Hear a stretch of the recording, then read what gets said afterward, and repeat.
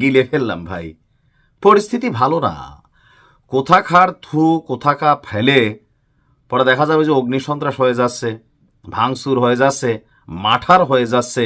এই হচ্ছে অবস্থা। বর্তমান পরিস্থিতিতে ছাত্রদের যুগ চলিতেছে। হুম, ছাত্রদের যুগ চলছে বাংলাদেশে।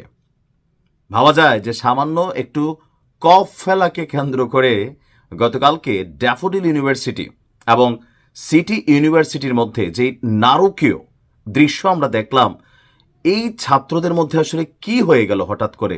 পড়াশোনার তো খবরই নাই। ইন্টারমিডিয়েটের রেজাল্ট দেখছেন, অনার্সের রেজাল্ট কোন দিকে যাচ্ছে। এখন সবাই খালি নেতা, সবাই সমন্বয়ক, অমুক কমিটি, তমুক রাজনীতি, সেইখান থেকে ধান্দা। এই বেটা আমারে চিনস, আমি জুলাই আন্দোলনের কি, এই লেভেলে চলতেছে অবস্থা। আর পুলিশ এবং আর বাকি যেই বাহিনীগুলো আছে তারাও চিন্তা করে, বাবা তোমরা লাগালাগি করে শেষ হও, পরে আমরা গিয়ে বাটাম দেব। গতকালকে সারা রাত ধরে আমরা যে দৃশ্যপট দেখলাম, এইটার মূল ঘটনার নেপথ্যে হচ্ছে ভাই একজন ছাত্রের কফ। ঘটনার প্রেক্ষাপট হচ্ছে আপনার সাভারে ঘটনা। আমরা যতটুকু দেখছি প্রত্যক্ষদর্শীরা বলছে যে সাভারের বিরুলিয়া ইউনিয়নের খাগান এলাকায় এই সংঘর্ষের ঘটনা ঘটেছে। সন্ধ্যার দিকে ড্যাফোডিলের এক ছাত্রের উপর সিটি ইউনিভার্সিটির এক শিক্ষার্থী মোটরসাইকেল দিয়ে যাওয়ার সময় থুতু ফেলছে। এখন ইচ্ছাকৃত বা অনিচ্ছাকৃত কফ ফেলা দিছে, থুতু ফেলছে। এইটা নিয়ে সেখানে বাকিরা তার রাস্তা গতিরোধ করছে, নিজেদের মধ্যে কথা কাটাকাটি, এক পর্যায়ে মারামারি যখন এখানে শেষ হলো, ঘটনাটা ঘটছে ব্যাচেলর প্যারাডাইসের সামনে। আচ্ছা, মানে ব্যাচেলরদের স্বর্গরাজ্য, এটা হয়ে গেল গতকালকে রাতে নরকের রাজ্য।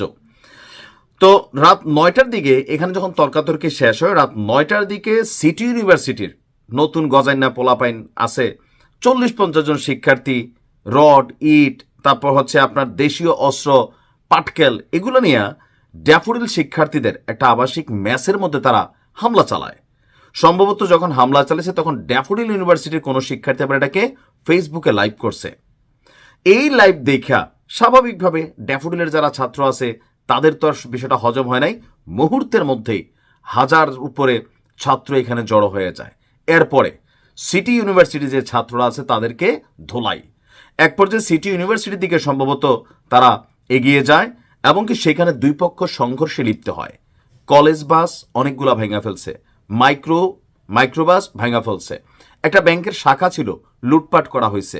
প্রতিষ্ঠানের ভিতরে অর্ধেক জিনিস ভাঙাপত্র ফেলছে।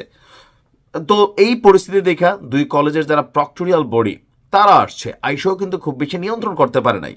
একটু আগে আমরা গণমাধ্যমে দেখলাম যে সারা রাতভর সেখানে কি হয়েছে। দিন শেষে যে পুলিশ সে কথায় কথায় গালি দেয়, সেই পুলিশই কিন্তু, সেই সেনাবাহিনী কিন্তু এই পরিস্থিতিকে নিয়ন্ত্রণ করতে ফাইনালি এসে তারা হস্তক্ষেপ করতে হয়েছে। মানে আমাদের ছাত্রদের মধ্যে কি হইল ভাই? সব খালি রাজনৈতিক দল বানাইতে প্রস্তুত, তুমক গ্রুপের। মানে পড়ালেখার তো বালাই নাই। মনে হয় যে এই পরিস্থিতি সারা বাংলাদেশে থাকবে আজীবন। ডক্টর ইউনূস সাহেব ক্ষমতায় থাকবেন, ছাত্রদের এরকম একটা দৌরাত্ম্য থাকবে, এরা আর পড়াশোনা করে কি করবে, ধরেন যেমনি খুশি এমনি চলবে, এই অবস্থা হয়ে গেছে। আপনি ইন্টারমিডিয়েট রেজাল্ট দেখেন আমাদের ছাত্রদের। সামান্য বিষয় নিয়ে যদি এতটুকু সহিষ্ণুতা না থাকে, এটা নিয়ে মানে একদম ইউনিভার্সিটির নাম কি দেখাই দিচ্ছেন, এটা কি ধরনের দেখানো হইল? গুন্ডামি পান্ডামি দেখানো। যারা মারছেন, এটা কি পজিটিভলি হয়েছে কোনো নিউজ? ছাত্রদের পড়াশোনা থেকে অনেক দূরে সরে যাচ্ছে আমার কাছে এটা মনে হচ্ছে ইদানিং সময়ে। পরিস্থিতি খারাপের দিকে নিচ্ছে এরা, বাংলাদেশেরও, শিক্ষা প্রতিষ্ঠানগুলোরও, আর নিজেদের ভবিষ্যৎকেও। ভালো থাকুন।